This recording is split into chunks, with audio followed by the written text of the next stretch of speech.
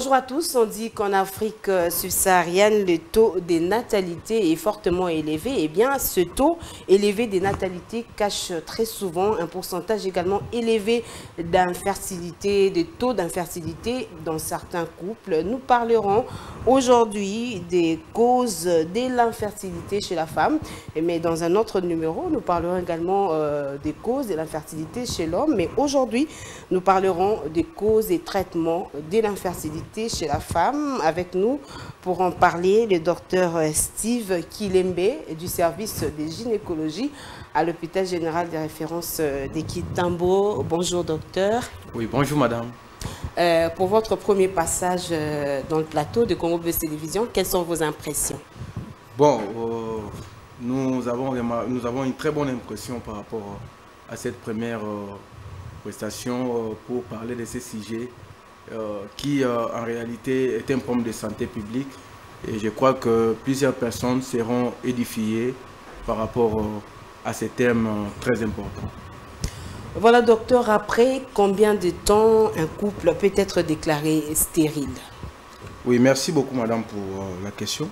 Jadis, le timing était de 2 ans pour que le couple soit déclaré infertile. Et actuellement, selon plusieurs études et selon les recommandations de Sony, on nous recommande maintenant déjà de voir le médecin après 1 année de mariage pour la prise en charge de la stérilité. Et quelles sont les principales causes de l'infertilité chez la femme? Les causes en ce qui concerne l'infertilité chez la femme, il y en a plusieurs. Mais je voudrais au moins que nous puissions mieux comprendre le contexte. C'est-à-dire que nous savons, là nous parlons de l'infertilité chez la femme, mais en réalité l'infertilité doit être aussi comprise que c'est un problème qui concerne le couple. Donc le couple nous considérons que c'est un couple marié qui cherche à avoir des enfants. Et en amont, j'aimerais que nous puissions un peu épingler certains facteurs que nous avons remarqués dans ces domaines. Donc là, je suis en train de parler d'une vie sexuelle irresponsable avant les mariages, et puis la non-réalisation de certains examens prénuptiaux avant les mariages. Et je crois qu'au cours de l'émission, nous allons aller d'une manière un peu succincte parlant de toutes ces causes. Mais par rapport aux examens prénuptiaux, si vous pouvez citer quelques exemples. Il y en a plusieurs, mais essentiellement, je suis en train de cibler le groupage sanguin. Je sais que vous allez comprendre. Parce que très souvent, on fait l'électrophorèse, alors qu'il y en a d'autres également. L'électrophorèse, bien sûr, c'est l'examen, l'un des examens clés aussi en ce qui concerne les tests prénuptiaux. Il n'y a pas que l'électrophorèse, mais il y a aussi le groupage sanguin. Et à part le groupage sanguin, bon, nous, en tant que chrétiens, nous faisons aussi les tests de grossesse, et ce sont parmi ces examens que nous avons comme tests prénuptiaux. Mais là, nous allons parler du groupage sanguin qui est, par rapport à notre sujet, une des causes parfois qui n'est pas très bien comprise, qui peuvent causer la stérilité chez un couple. Voilà, parmi les causes de l'infertilité chez la femme, on cite également de l'obstruction des trompes. On parle de trompes bouchées, c'est quoi? Ah oui, merci beaucoup pour cette question. Déjà, il faut, avant de parler de la trompe, nous voudrions quand même vous donner un peu une petite idée par rapport à l'organe reproducteur de la femme. C'est-à-dire que ce que nous voyons en bas, c'est ce que nous appelons l'organe, généralement c'est le vagin. Mais au-dessus, l'organe reproducteur, nous avons l'utérus, c'est que communément les gens appellent matrice, qui communique avec l'ovaire par un autre organe que nous appelons la trompe. Voilà, donc l'obstruction tubaire, ça veut dire qu'il y a une obstruction au niveau de cet organe qui communique l'utérus avec les ovaires, que nous appelons trompe. Il y en a deux. Il y en a deux, et l'obstruction peut avoir beaucoup de causes. Généralement, la première cause ici chez nous, c'est la cause infectieuse. Il y a plusieurs germes qui peuvent être incriminés, mais le chef de file, en ce qui concerne l'obstruction, nous avons les chlamydia trachomatis. C'est un microbe au fait, qui entraîne des micro-lésions, soit, s'il faut comprendre avec des termes simples, des petites plaies au niveau des trompes. et des cicatrisations vicieuses, donc c'est-à-dire qu'il y a certaines cicatrisations qui vont se faire par rapport à ces lésions créées par ces microbes, et ces cicatrisations vont obstruer, soit vont bloquer, pour que vous puissiez comprendre avec des termes simples, les canaux tubaires qui, en fait, est cet organe qui permet, pendant la copulation, donc le passage de spermatozoïdes vers l'ovule qui est libéré pendant l'ovulation. Et en cas de l'obstruction, justement au niveau des trompes, qu'est-ce qu'on fait? Bon, en cas d'obstruction, il y a d'abord un examen clé que nous demandons. Il y a l'hystérosalpingographie. C'est disponible ici au Congo et ça s'est fait. Nous demandons pour localiser avec précision là où se trouve cette obstruction. Et dès que nous arrivons à localiser l'obstruction, il y a des séances d'hydrotubation que nous pouvons, dans la prise en charge, appliquer pour tenter de lever cette obstruction. Et ça s'est fait et ça donne aussi des bons résultats. Ok, voilà. Mais parmi les causes, on dit également qu'il y a des femmes qui n'ovulent pas. La novulation, ça signifie quoi et c'est lié à quoi? La novulation, c'est-à-dire qu'il faut comprendre que chaque femme, normalement, chaque mois, doit ovuler. Au moins, nous parlons de femmes qui sont en âge de procréation. Et chaque femme doit ovuler. Donc, ovulation, c'est-à-dire que c'est la libération d'un follicule, donc l'ovule, qui doit être libéré chaque mois en attente d'un spermatozoïde, bien sûr, pendant un rapport sexuel, de la manière dont Dieu a créé les choses, pour donner cette fusion, va donner ce que nous appelons l'œuf qui sera fécondé. Et c'est cet œuf-là qui va évoluer pour donner à la longue le fœtus et puis l'enfant. Voilà. Voilà, docteur, est-ce qu'on peut naître avec une impossibilité à concevoir? Bien sûr que oui. On peut naître, il y a des anomalies, il y a des malformations, comme nous pouvons dire, qu'une personne peut naître avec. Il y en a plusieurs, mais nous avons un grand syndrome ici en gynéco, qu'on appelle le syndrome de Rokitansky. Ça, c'est un syndrome où on peut naître avec. Et à la longue, on aura quand même ces problèmes de concevoir, ces problèmes d'infertilité. Voilà, on voit aujourd'hui des jeunes filles qui arrivent à se marier un peu tard, les temps déterminés avec le cursus académique. Donc, elles vont entrer dans le mariage, par exemple, autour de 30 ans, 35 ans. Est-ce que ce retard des maternités peut réduire justement les chances de conception auprès de ces jeunes filles? Ah bon, c'est une question qui nous est posée de temps en temps dans l'exercice de notre travail. Donc, vous allez voir, il y a une question supplémentaire encore qu'on nous pose. Non, voilà, est-ce que rester vierge jusqu'à un certain âge, à une trentaine d'années, c'est pas mauvais? Ce sont des questions qu'on nous pose de temps en temps. Mais nous disons que ça dépend. Mais seulement, il faut comprendre qu'il y a un principe que la nature a horreur du vide. La nature a horreur du vide, ça veut dire, comme nous sommes là avec vous sur cette chaîne, ici au plateau, si nous sortons de cette salle, nous fermons, il n'y a personne ici à l'intérieur. Nous allons remarquer qu'il y aura des toiles d'araignée, il y aura des poussières. Moi, je crois que c'est de cette manière aussi que Dieu a créé la femme ou l'homme. Donc, c'est-à-dire que l'organe qui est censé porter de grossesse, si cet organe ne joue pas son rôle, voilà, c'est pourquoi vous voyez actuellement, dans ce qui concerne cette question, il y a beaucoup de cas de myome. Il y a beaucoup de cas de myome. D'ailleurs, les myomes, qui sont cités également parmi les causes d'infertilité chez la femme.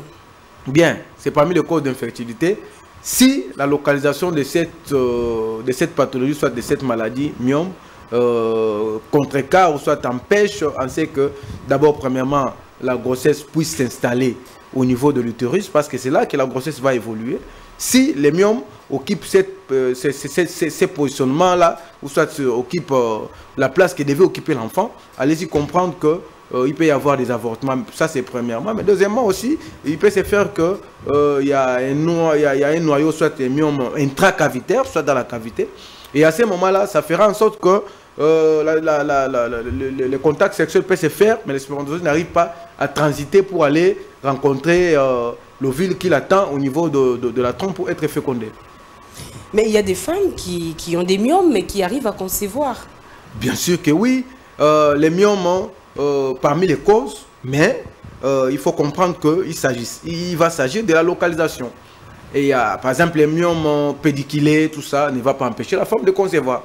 Un myome qui est de petit volume et diagnostiqué à temps et qui n'est pas à une localisation qui peut empêcher la conception, fera en sorte que cette femme puisse concevoir. Mais est-ce que ce myome n'aura pas de l'impact sur la grossesse, sur l'évolution justement du fœtus? Bien sûr que oui. Bien sûr que oui. Comme je vous ai dit tantôt, donc de par la localisation de ces myomes, ça peut se faire qu'il y ait grossesse. Et au même moment, les myomes vont continuer aussi à évoluer, mais il va évoluer au même moment au même instant que la grossesse. Et si la localisation est bonne, il y a des femmes. Nous, on a vu dans notre exercice, dans notre profession, et personnellement, nous avons vu des femmes avec des myomes accoucher par voie basse sans problème. Mais si les localisations sont complexes, par exemple, nous avons un myome prévia, donc c'est-à-dire un myome qui se présente avant la présentation, et à ce moment-là, on sera obligé de recourir par la voie haute pour sortir l'enfant. Mais on ne va pas enlever les myomes au même instant que pendant la césarienne. Donc, on fait la césarienne et on met en différé l'intervention de myomectomie pour lui permettre à la dame prochainement d'avoir une grossesse et accoucher sans problème.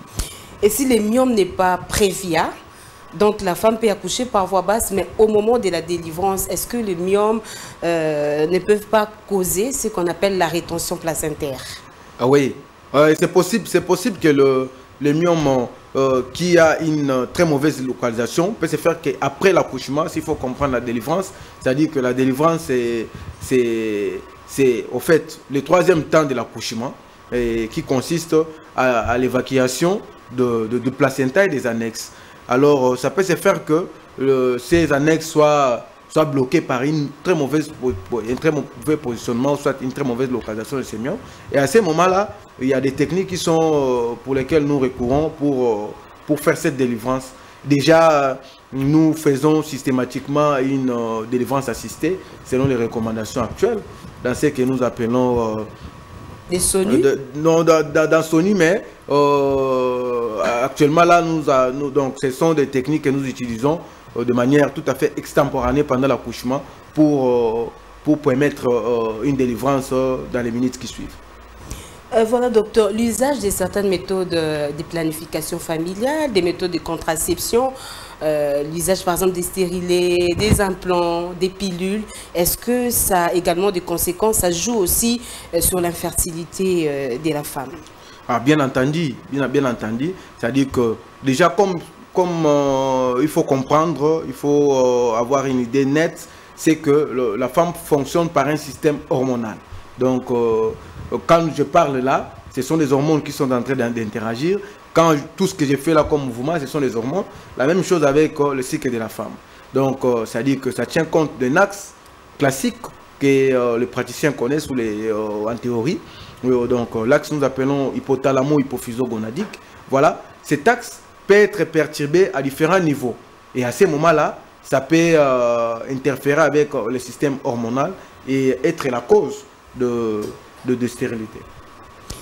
Et à l'opposé, docteur, une femme qui a déjà eu des enfants, qui a recouru après à des méthodes de contraception, et puis quand, par exemple, celle qui a utilisé les stérilés ou encore les implants, quand elle enlève ça, après combien de temps elle peut encore espérer concevoir? Bon, avec des stérilés, pardon, excusez-moi, il y a quand même un timing selon la composition des stérilés. Il y a les dispositifs intra-utérins que nous on utilise et en pratique comme stérilés. Et nous disons le maximum c'est 5 ans. Et si on dépasse ces temps de 5 ans, il y a un risque qu'il y ait quand même de petites complications comme des synéchies. Les synéchies sont faites comme, il faut comprendre, l'utérus c'est la forme de l'avocat. Donc, un utérus normal, c'est comme un avocat, au fait, dont on a enlevé les noix. Donc, l'utérus a cette forme-là. Alors, un utérus malade, ou soit un utérus qui a un myome, c'est comme un avocat qui a son noix à l'intérieur. Les noix, c'est considéré comme la maladie. Alors, Si on place les stérilés, comme je venais de vous expliquer, dans un avocat, où on place les corps étrangers, ça peut se faire que les deux couches de l'intérieur, soit ce que nous mangeons comme la chair de l'avocat, les deux couches peuvent s'accoler. C'est ce que nous appelons synéchie. C'est l'une des complications si on n'arrive pas à faire l'ablation selon les recommandations requises du dispositif intra-utérin. Mais pour concevoir, dès qu'on fait l'ablation de l'implant, déjà il faut se dire qu'automatiquement, il y a chute des hormones, soit des estrogènes qui empêchent que la grossesse puisse arriver. Et il y aura cette chute et la situation va se normaliser et la femme va concevoir sans problème. Voilà, on parle également des ovaires polykystiques. Ça signifie quoi? Les ovaires polykystiques, il faut comprendre qu'au niveau, déjà, chaque femme a un cocktail, ou soit a son package, chaque femme naît avec un package de follicules. Alors, ça peut se faire que, de par un dysfonctionnement hormonal, ces follicules s'accompagnent de kystes. Voilà, ça peut être des kystes, si c'est de petite taille, on parlera des ovaires micropolykystiques. Mais on peut aussi avoir des kystes de grande taille. Là, on parlera de syndrome des ovaires macropolykystiques. Et dans les deux cas, c'est parmi les causes de stérilité, mais qui actuellement là, peuvent être prises en charge avec toujours un système hormonal appuyé dans la prise en charge. Oui, dans ces cas des ovaires polykystiques, alors qu'est-ce qu'on fait? Quelles sont les solutions possibles? Dans le cas des ovaires polykystiques, il y a un traitement hormonal que nous instaurons, que je ne saurais pas donner des détails ici, mais c'est une pathologie qui est prise en charge et nous avons déjà eu à gérer des cas comme ça, des ovaires micro-polykystiques, on a géré des cas et les dames ont conçu par la suite. Et on a fait des échographies contrôle, la situation a été levée. Et voilà, parmi les causes de l'infertilité chez la femme, on cite également l'endométriose. C'est quoi l'endométriose? Bon, l'endométriose, s'il faut comprendre, je vais donner un exemple très concret pour que les gens qui ne sont pas du domaine puissent comprendre. C'est-à-dire que l'utérus en soi a des couches, 3 couches essentiellement.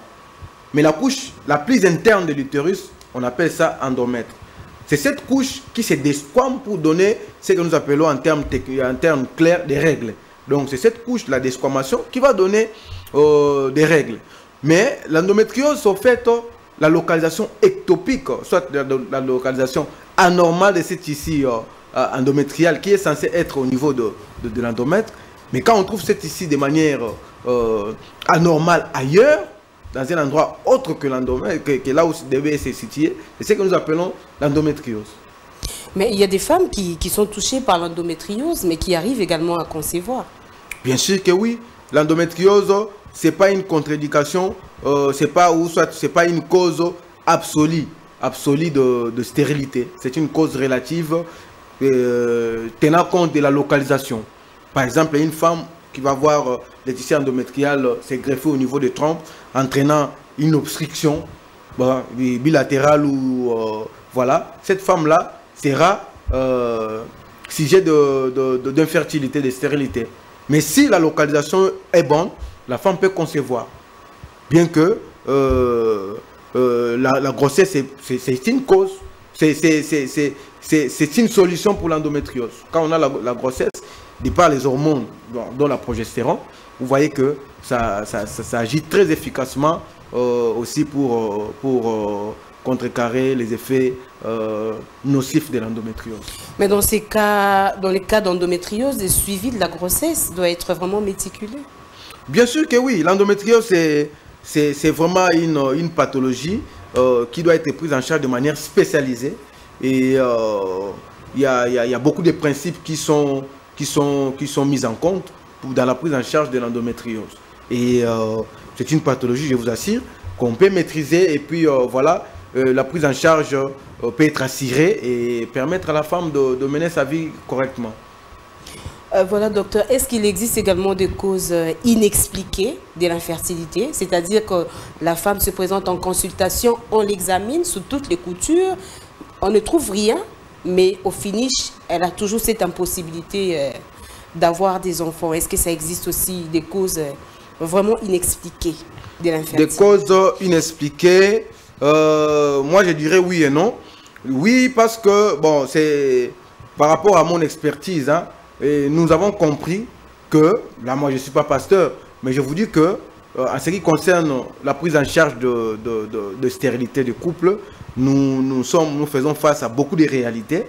Et nous avons compris qu'il y a un volet physique, comme là, madame, je suis en train de vous voir, vous me voyez également, nous pouvons nous saluer, là c'est le volet physique, mais il y a un volet spirituel où nous sommes africains. Nous sommes africains, là il faut comprendre ça comme ça. Mais non, je dirais parce que déjà il faut vous assurer que parmi des complications, parmi des problèmes que nous rencontrons dans cette prise en charge, dans 90% des cas, ou soit dans 90% des cas, ce sont des femmes qui viennent nous consulter. Les hommes ont quand même cet orgueil-là d'homme. Et surtout, nous sommes africains. Et quand un couple fait 2 ans sans pour autant avoir les enfants, on a tendance à incriminer la femme. Oui, la famille de l'homme viendra mettre beaucoup de pression chez la femme. Mais je suis en train de travailler sur ça. D'ailleurs, l'année passée, nous avons, dans notre cabinet, nous avons réussi 35 couples qui sont venus pour les problèmes de stérilité. Mais sur les 35, je vous assure, madame, il y a 14 qui ont conçu parmi les couples là. Mais parmi les 14 couples qui ont conçu, je vous dis que 8 parmi eux, ce sont les hommes qui avaient des problèmes. Là, il faudrait donc consulter à 2, venir en consultation. Bien sûr, mais c'est ça l'idéal. L'idéal, c'est que la femme elle-même ne va pas concevoir, l'homme également. Donc, ça dit que c'est un problème qui concerne les couples. Mais malheureusement, les hommes, bon, vous allez entendre des histoires telles que, voilà, moi, je n'ai pas de problème hein, et j'ai déjà eu un enfant à côté. Mais moi, je sais que moi, je n'ai jamais vu un homme porter de grossesse. Voilà. Mais nous, les hommes, on a cet orgueil-là. Et en tant qu'Africains, on incrimine souvent la femme. Mais là, avec une preuve palpable, je vous assure que les hommes ont aussi des problèmes. Voilà. Dans ces cas-là, on dira que c'est une cause, voilà, l'homme est parti là où elle est partie. Là où il est parti, il a eu des enfants. Et alors qu'en réalité, c'était une grossesse d'une autre personne qu'on a incriminée à l'homme qui se tape la poitrine que voilà, c'est mon enfant. Voilà. Mais docteur, il y a aussi des cas d'incompatibilité avérée. Vous trouverez un couple qui est resté ensemble au bout de quelques années, 10 ans, 12 ans, et puis après, ils se séparent. La femme, elle part fonder un autre foyer. Là où elle part, elle a des enfants, et l'homme également va fonder un autre foyer. De l'autre côté, il a également des enfants, alors que lorsqu'ils étaient ensemble, ça n'avait pas marché. Oui, comment expliquer ça? Vous savez, là, je dirais que c'est parmi des complications ou soit des problèmes aussi que nous pouvons rencontrer. Donc, un couple qui vient vous voir et vous sentez que quand vous donnez les orientations, ils ne respectent pas ces orientations-là. Mais par la suite, quand ils vont ailleurs, tout ça, et voilà, et ils se rendent compte vraiment du sérieux de ces problèmes-là, et ils sont pris en charge et ils ont des enfants. Ce n'est pas un problème qu'on dira que c'est un problème, comme vous dites, donc inexpliqué. Voilà. Voilà, on parle également des stérilités secondaires ou encore d'infertilité secondaire. Ça touche 7% des couples. Cela est dû à quoi? Comment expliquer ça? Une femme qui s'est mariée, elle a pu déjà avoir 2 ou 3 enfants au départ et puis après, la machine est bloquée. Comment justifier ça?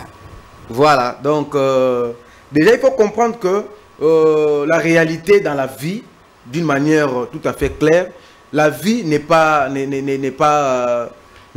statique. La vie n'est pas statique. La vie est dynamique. Donc la situation qu'on peut avoir aujourd'hui et demain peuvent différer d'une manière tout à fait incroyable. Donc ça veut dire qu'une femme qui a conçu il y a 3 ans peut connaître des problèmes. Peut connaître des problèmes 2 ans après, 1 année après, et puis voilà, bascule dans des complications et pouvant comme corollaire conduire à l'infertilité. C'est possible. C'est possible que la femme puisse développer des complications après avoir conçu. Donc là, ce sont des réalités qui peuvent arriver. Et là, elle doit revenir en consultation. Elle revient en consultation, le médecin examine. S'il y a une cause qui est décelée, voilà, on la prend en charge. Déjà, une femme qui est en couple et qui a eu des enfants, et à un certain moment, qui a allaité les enfants, et voilà, par la suite, et remarque, par exemple, la persistance de sécrétion mammaire pour les femmes qui allaitent. Et à ce moment-là, il y a une hormone que nous appelons prolactine, qui reste à des seuils un peu élevés. Cette femme-là va voir sa progéniture, soit sa vie sexuelle, ou soit la recherche des enfants être bloquée quelque part. Et là, il faut revenir chez le médecin qui va vous examiner et déceler les problèmes, vous prendre en charge et vous allez reprendre votre vie de progéniture sans problème. Voilà, docteur, est-ce que les régimes alimentaires, c'est-à-dire les aliments que nous consommons, peuvent également être à la base des problèmes d'infertilité chez la femme? Régime alimentaire, je dirais oui, parce que nous avons eu à contacter beaucoup de diététiciens qui nous ont, de par leurs études réalisées, montré la véracité ou soit le bienfait de certains aliments. Qui sont ici chez nous. Vous savez, en Afrique, nous sommes riches et avec les bio, il y a beaucoup de vertus parfois qui sont négligés. Mais par exemple, il y a beaucoup d'aliments que je ne saurais pas citer ici, mais là, vous parlez des aliments qui favorisent la conception. Qui favorisent la conception. On cite par exemple le gombo, comme on a dit. Prendre le gombo pendant la période d'ovulation, il semble que ça peut favoriser la conception. Oui, le gombo, on ne dira pas totalement oui. Parce que imaginez un peu qu'une femme a une obstruction tubaire. Ce n'est pas le gombo qui va résoudre son problème. Non, pas du tout, je crois. Hein? Donc, ça veut dire que les traitements alimentaires viennent en adjuvant, soit vient en complément au traitement médical. Mais les traitements alimentaires ne remplacent pas les traitements médicaux. Voilà. Mais à l'opposé, ma question c'était s'il y a également des aliments qui peuvent conduire à l'infertilité chez la femme. Si ça existe. Oui, bien sûr que oui. Par exemple, des aliments qui vous donnent, qui vous donnent beaucoup de poids, là, tout ça. Vous savez, avec les poids excessifs chez la femme, ça peut être une cause de stérilité. L'obésité. L'obésité, bien sûr. L'obésité peut être une cause de stérilité. Quand vous mangez de manière incontrôlée, vous prenez la cigarette, par exemple. Hein, il y a d'autres qui considèrent ça comme aliment aussi. Hein. Donc la cigarette peut, déjà il y a beaucoup d'études qui prouvent que peut entraîner une obstruction tubaire. Voilà. Donc ça peut être une cause de stérilité aussi. Voilà, docteur, les bilans d'infertilité chez la femme, ça va consister à quoi? Quels sont les examens qu'on fait? Bon, moi je dirais les bilans vont dépendre de la clinique du médecin. Déjà, quand on vient chez le médecin, on ne vient pas directement pour les bilans, on vient pour un examen. Et c'est au courant de cet examen que le médecin aura à déceler la cause de votre problème. Et quand on décèle la cause de votre problème, c'est à ce moment-là que nous allons orienter les examens par rapport à cette cause-là. Par exemple, je venais de vous donner un exemple, je venais de vous parler de la femme qui venait d'allaiter et qui voit la persistance de sécrétion mammaire. Et cette femme qui vient se présenter en consultation et une autre qui n'a pas ces problèmes-là. Les examens que nous allons demander chez la femme qui a des sécrétions mammaires et celle qui n'en a pas, ça va différer. Donc, ça dit les examens vont dépendre de la cause. Voilà. Et voilà, quand est-ce qu'on fait le bilan de l'infertilité? Là, j'ai fait allusion au cycle menstruel de la femme. Pendant quelle période? Est-ce que ça sera avant ou après? Bon, il y a plusieurs bilans que nous réalisons dans la prise en charge de couples qui ont des problèmes de stérilité. Et chez nous, par exemple, il y a des examens qui peuvent se faire à n'importe quel moment du cycle. L'échographie, par exemple, chez la femme. Là, on peut les faire à n'importe quel moment. Déjà, à chaque étape du cycle, l'échographie peut nous donner des éléments liés à cette période et qui vont nous orienter dans la prise en charge. De notre patiente. Mais il y a d'autres examens, comme l'hystérosalpingographie, où on ne peut pas faire tout autour de l'ovulation, par exemple. Là, ce sont des contre-indications. On les fait en dehors, en tout cas, de l'ovulation. Mais il y a plusieurs examens qui peuvent être réalisés selon qu'il s'agit de telle période, telle autre période du cycle de la femme. Voilà, docteur, venons-en maintenant au traitement. Après avoir décelé toutes les causes possibles, quels sont les possibles traitements de l'infertilité chez la femme? Des traitements qui sont mis à disposition de la femme qui est touchée par ce problème d'infertilité. Bon, le traitement est orienté, ou soit le traitement dépend dépend de la cause décelée. Vous voyez, si nous arrivons déjà avec l'examen clinique bien mené, l'examen paraclinique ou soit les explorations paracliniques bien orientées, et nous décelons la cause de stérilité chez ces couples-là, nous avons maintenant la possibilité, par rapport à cette cause, d'orienter notre prise en charge de manière tout à fait ciblée et nous avons des bons résultats. Des traitements comme quoi, par exemple? Par exemple, pour une femme chez qui on a consulté, on a orienté les examens, les explorations paracliniques et nous avons par exemple l'obstruction tubaire. Et cette femme-là, nous indiquons par exemple des séances d'hydrotubation et ça s'est fait. Et les séances d'hydrotubation vont résoudre les problèmes et le couple va concevoir. La femme, par exemple, on fait l'échographie, on voit qu'il y a des myomes. Des myomes, par exemple, intracavitaires qui font que la femme ne puisse pas concevoir. Nous faisons la chirurgie. On enlève ces myomes et voilà, on laisse la femme la possibilité d'avoir la grossesse. La femme qui vous présente, par exemple, une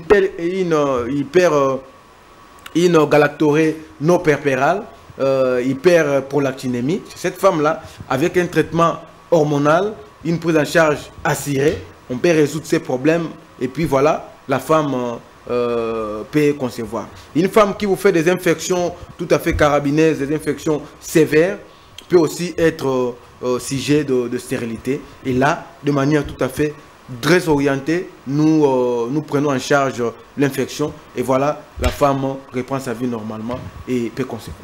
Les traitements peuvent prendre combien de temps? Ah, ça dépend. Le traitement dépend de la cause et si le traitement et du choix aussi du médecin par rapport aux principes médicamenteux utilisés. Donc, c'est-à-dire que après avoir décelé la cause, le traitement peut être rapide ou soit si par exemple nous sommes devant une infection, on peut soigner dans maximum 2 semaines déjà. On peut déjà soigner l'infection et dans les minutes qui suivent, soit dans les cycles qui suivent, la femme peut concevoir. On peut aussi aller avec des séances d'otubation, ça dépend. Si on se rend compte qu'il y a perméabilité, au courant du même cycle, la femme aussi peut concevoir. Mais on parle également de l'insémination artificielle ou encore la fécondation in vitro parmi des solutions justement à ce problème d'infertilité chez la femme. Ça va consister à quoi? Bon, l'insémination artificielle, c'est une innovation actuellement. Et chez nous, je vous informe que c'est disponible. C'est disponible, il y a quand même des cabinets, il y a des boîtes où l'insémination artificielle est réalisée et qui donne quand même des résultats. Et c'est au fait, on fait des prélèvements chez l'homme et chez la femme. On fait des prélèvements et on les met dans un milieu ou soit dans des appareils adaptés pour que vous puissiez comprendre. Et c'est là où maintenant la fécondation va se faire. La fécondation se fait dans ces milieux-là, en dehors de l'organe de la femme. Oui, c'est là que l'insémination, la fécondation va se faire. Et on peut prendre maintenant la fécondation, ça lève fécondé et les remettre sur la femme s'il n'y a pas de contre-indication. Et on dit que ça peut ou ne pas réussir. Hein? Bon, le taux d'échec, il faut comprendre que le taux d'échec, je ne saurais pas estimer, mais je sais que le taux d'échec existe. C'est pas l'insémination artificielle, c'est pas une solution magique. C'est pas une solution magique, mais c'est quand même une solution qui vient en appui par rapport au traitement qui avait été utilisé avant l'innovation, soit avant l'arrivée de ces techniques. Mais entre-temps, il s'agit d'une méthode aussi, une médecine aussi onéreuse, qui n'est pas malheureusement à la portée de toutes les bourses. Bien sûr, parce que déjà, je vous dis que l'insémination, c'est vrai que c'est une technique actuellement qui n'est pas encore à la disposition de tous, parce que je crois déjà, s'il faut aller en moyenne, il faut disposer pas moins de 5 000 $. Or, vous savez, les revenus mensuels de Congolais, et vous comprenez déjà que ce n'est pas une technique qui est mise à la disposition de tout le monde. Voilà, docteur, s'il faut maintenant sensibiliser la jeune fille, quels sont les signes avant-coureurs qui peuvent mettre déjà la puce à l'oreille à la jeune fille pour savoir qu'à la longue, quand elle va grandir, elle pourra connaître des problèmes d'infertilité? Quels sont des symptômes qu'elle peut déjà constater pendant qu'elle est en train de grandir? Il y en a plusieurs. C'est-à-dire que parfois nous remarquons une certaine négligence auprès des parents et et aussi manque d'information.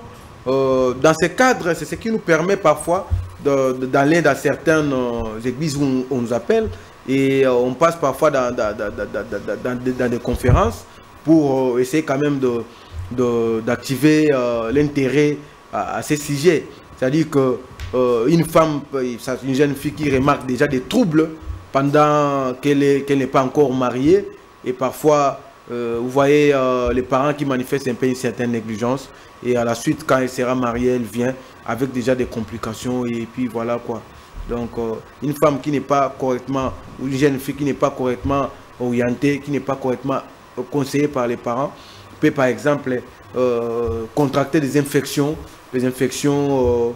qui peuvent donner, comme je venais de vous dire au début, de l'obstruction tubaire par exemple, mais aussi ça peut être aussi une cause. Moi je vous dis que il y a quelques temps nous avons reçu une jeune fille dans notre cabinet, je crois à l'hôpital général de Kitambo. Nous avons reçu cette fille qui a eu des contacts sexuels. Malheureusement elle est allée se faire avorter par une personne qui n'était pas qualifiée et voilà, ça s'est compliqué. Je vous dis que ça fait très mal. Quand j'étais en train de faire l'hystérectomie, c'est-à-dire qu'on était obligé d'enlever l'utérus de cette fille parce que il y avait déjà nécrose, soit l'utérus était complètement détruit. Et vous voyez, ce sont des conséquences si on n'arrive pas à très bien orienter ou à très bien conseiller le jeune fille.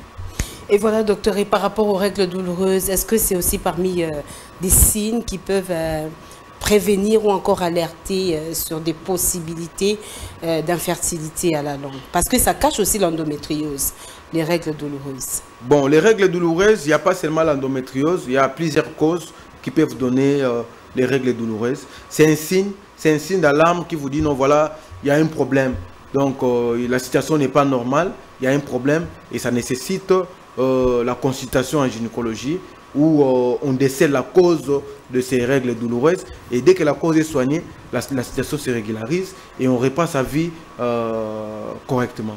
Voilà, docteur, rapidement, l'émission est bilingue. Si vous pouvez sensibiliser, Penalingala, infertilité dans ma couple, s'il faut sensibiliser côté après maman pour foyer belé et secoué pour nalikamba rozanga bana base belé bazolela na kati mabala pour bazana bana te siku est-ce que espoir eza pour na ba maman na ya kuzape solution na makambo bazana ngo rapidement na lingala?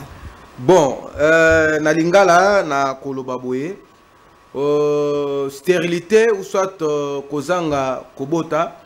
Ils ont problème moko très sérieux. Ils ont problème très sérieux. Oyo, ils ont ningisa ba couple et belé et biso to ko ikaka ko ibisa ba couple o bato o bazolanda biso que si le couple est uni, couple baza ensemble parce que déjà il faut pas comprendre que couple ils allient moi si na mobile. Donc, ils ont succès ou soit cause à un comme on a que soit moi ça a un problème, soit mon bal a un problème. Que ce soit l'homme qui a des problèmes, ils ont moi si mon a un problème. Couple, il ne faut pas comprendre que les problèmes ils ont intéressé individuellement, mais ils ont problème ils ont intéressé bango couple. Alors, et là que l'important est que couple, bah eu conscience il y a problème au bango bazanango, bah qui bah moni bah médecin au bazali qualifié, bah l'année bah problème au bazanango. Et espoir est que qu'on retrouve sourire, qu'on retrouve PR zemi koya nanini.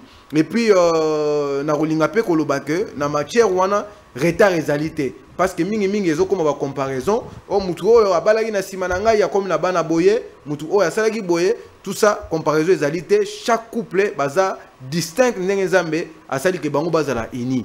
Donc ça fera que couple bazana difficulté ou soit bazana problème ou ils ont concerné bango couple wana. Alors couple ba luka retrouver solution par rapport à problème na bango. Donc rien n'est impossible actuellement là avec innovation. Combien de PCT na ba papo balingara ko kinik bazoti ndara moi ça kende. Vous avez un problème à deux, mais c'est la femme qui se présente dans la consultation, mais mobile a katé. Ah oui. Papa bon. Oui, comme na outa koloba na français, na outa koloba que biso mibali en tant qu'Africain, comme tout Africain qui se respecte, toza toujours na moi makila wana il y a moins orgueil. C'est-à-dire que bah la culture mon boyeke moi si soki aza na ndaku azolia nde monga mobali, ce qui fera que soki mobali aza regardant te, soit mobali azobatela mwasi na ye te, akoki kopermettre ke bato ya famille soit baninga baya kotia pression na libala. Non, mwasi na azolia mbongo na yo inutilement, azolia mbongo, azobouffe mbongo na yo, yene mutu aza na problème. Alors qu'en réalité na wuti koloba que mois passé oyo par rapport ya bamalade toyambaki 34 autres biso toyambaki 14 tomoni na 34 wana bazwaki bazemi, mais si les 14 wana 8 na parmi ba couple wana mibali nde bato bazaki na problème et to landeli bango to sengi ba examen spermogramme, to sengi ba examen o esengelaki, to moni ba place problème ezalelaki, to soigner. Et au jour d'aujourd'hui, je vous dis que basi na bango bazu bazemi, et puis voilà, couple est retrouvé sourire. Pourquoi? Parce que les hommes ont accepté de collaborer pour que les autres trouver solution dans le niveau à couple na bango. Voilà, merci Dr Steve Kilembe pour toutes ces informations combien intéressantes. Aujourd'hui, nous avons parlé de l'infertilité chez la femme. Donc, dans un autre numéro, nous parlerons également de l'infertilité chez l'homme. Donc, je pense que le Dr Steve Kilembe nous fera également cet honneur de revenir sur ce plateau pour que nous puissions également évoquer ce problème d'infertilité chez l'homme. C'est la fin de ce numéro d'Allo Docteur. Merci de l'avoir reçu chez vous. Je vous retrouve donc la semaine prochaine avec les mêmes plaisirs. Au revoir. Merci beaucoup.